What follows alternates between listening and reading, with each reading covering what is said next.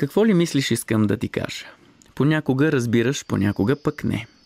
И чудиш се как уж всичко с думи се изписва, пък четеш и леко се объркваш.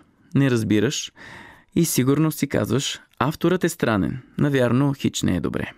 Но истината е, че за да разбираш словото, трябва чувствата на думите да разбереш. Че това е по-силно от оръжие с олово, разгадаеш ли увъртяните мисловни пътища на онзи с писеца, булото ще падне.